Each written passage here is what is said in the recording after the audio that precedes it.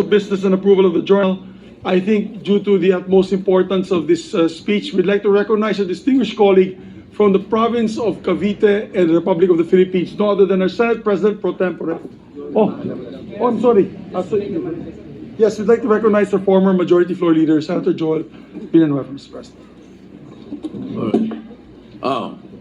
Senator Joel Villanueva is recognized. Thank you, Mr. President. I was supposed to give a personal and collective privilege, but then, Mr. President, just to not belabor the issue anymore because we have Senator Lacson who is set to deliver a privileged speech. May I just make a short manifestation, Mr. President, if I may?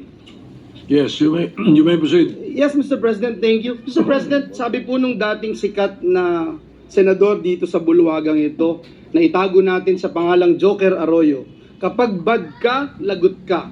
Pero ngayon, Mr. President, kapag good ka, lagot ka sa mga sindikato.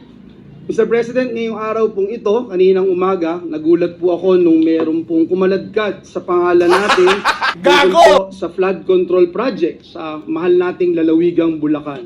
Uulitin ko at parang sirang plaka na po ako, Mr. President. Wala po ako kailanman naging flood control project. Hindi ko po sasabihin na I categorically deny this accusation. Dahil po may resibo po tayo. Meron po pwedeng i-verifika kung bakit ito nangyayari. Mr. President, noon pa man tayo ay lumalaban na. Again, I categorically deny this accusation.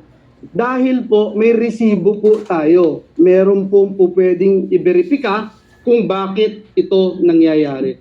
Mr. President, noon pa man tayo ay lumalaban na against this flood control issues, Mr. President.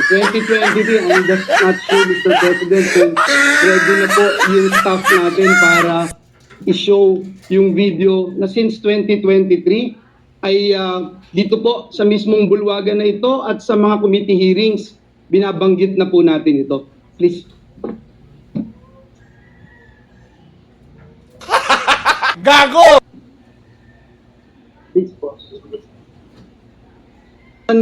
Kinausap ko nitong nakaraang Karina, ang lahat nagsasabi, mas worse. Yung dating hanggang bewang, lagpas tao na. Yung dating hindi binabaha, binabaha na. Hindi inaabot na bahay, binabaha na. So, I don't know how else to say this, Mr. Chairman. Yung 5,500 pala na programs, projects na natapos na ipinagmalaki ng ating Pangulo noong SONA ay patsi-patsi lang. Hindi rin nakatulong, tingin ko, Mr. Chairman, hindi nakatulong kasi patsi-patsi nga po eh. Sana, ang hiling ko na lang po ay kahit na hindi po masisimulan next year, makita po natin talaga yung master plan para po meron ding confidence yung mga kababayan natin that it's really moving, Secretary. Kasi kung titingnan nyo po from last year tsaka this year, baka walang magsabing nag-improve talaga eh sa amin and I'm speaking from personal experience. Kinausap ko nitong Mr. President, noong pong time na yun, Mr. President, nagpunta po tayo sa Kalumpit kasama si Mayor Lem at si Governor Daniel Fernando. Binanggit po natin sa lahat ng news outlet na palpak talaga ang programa ng pamahalaan sa flood control. 2 years later, Mr. President, ang Pangulo ng Republika ng Pilipinas pumunta rin po doon sa the same town with the same mayor and with the same governor at sinabi rin po ng ating Pangulo, palpak nga ang flood control program ng pamahalaan. Mr. President, para po tayo sirang plaka, dito sa Senado pa ulit-ulit, 1.4 billion pesos ang budget ng gobyerno pero nasaan po itong flood control na ito? In the same year, Mr. President, kanina sa Kamara, sinasabi in the same year, may program daw po si Joel Villanueva. Wala pong ma-verify, wala pong ebidensya, wala pong resibo.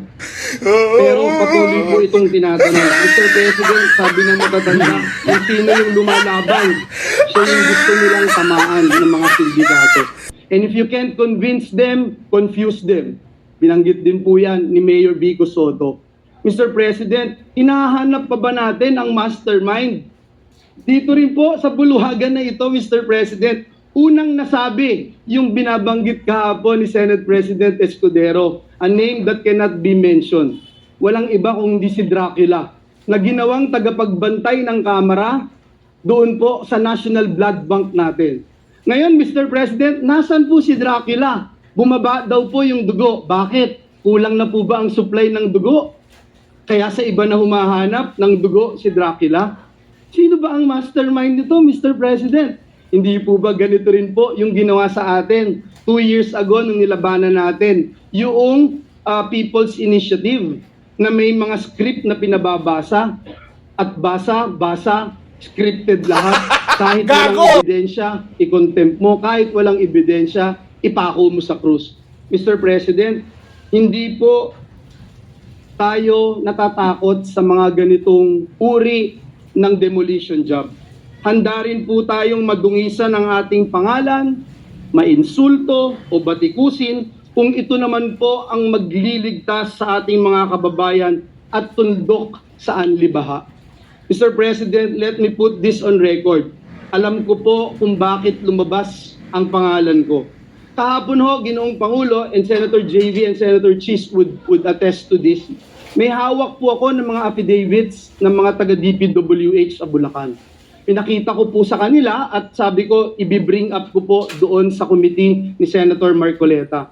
Hindi ko po ito nagawa sapagkat alam naman natin, Mr. President and Majority Leader Riggs, alam natin yung nangyari kahapon. So, we were preparing, I didn't get the chance to attend the committee hearing. Pero ang sabi ko nga po kay SP Chief kahapon, kay Senator JV, this is way too low. Assistant District Engineer. Para namang, bakit naman pag-aaksayahan ko ito ng panahon? And then, ito nga po, lumabas bigla kahapon ang taong ito. And I'm not trying, Mr. President, na just to defend myself and hit this pawn, Mr. President. Kasi alam naman natin sinong may hawak dito.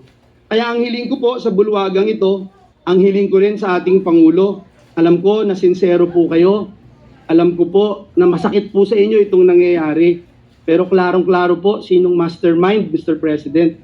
Klarong-klaro po kung nasaan na si Dracula, kung bakit bumaba ang kanyang dugo, kasi hindi na ho malaman kung saan tatago yung bilyon-bilyon o trilyon-trilyon sa labi.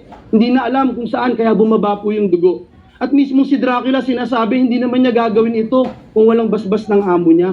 Sino ba ang amo niya, Mr. President? Sino ba ang naglagay sa kanya bilang tagapagbantay ng national budget? So yun lang po, Ginoong Pangulo, ang nais kong sabihin, Mr. President. Binanggit po kahapon ng ating Senate President Chis Escudero yung mga pangalang hindi pwedeng banggitin doon. Pero ngayon, Mr. President, may ginagawa ang Diyos, buhay ang Diyos. Ito pong nangyayaring ito, alam po niya na ito'y maglilid sa katotohanan at ang katotohanan ang magpapalaya sa atin. Ulitin ko po, Mr. President, hindi lang po categorically denying yung binabatong putik sa atin at para dumihan ang ating pangalan.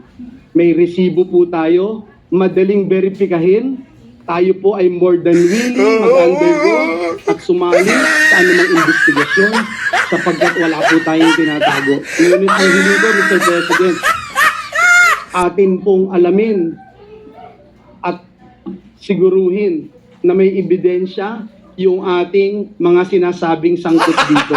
At sa mga susunod na pagdinig, bibigay ko po lahat ng aking nalalaman. Wala din po akong sasantuhin gaya ng sinasabi ko noon pa. At Mr. President, I will never betray my principle. I will never, ever,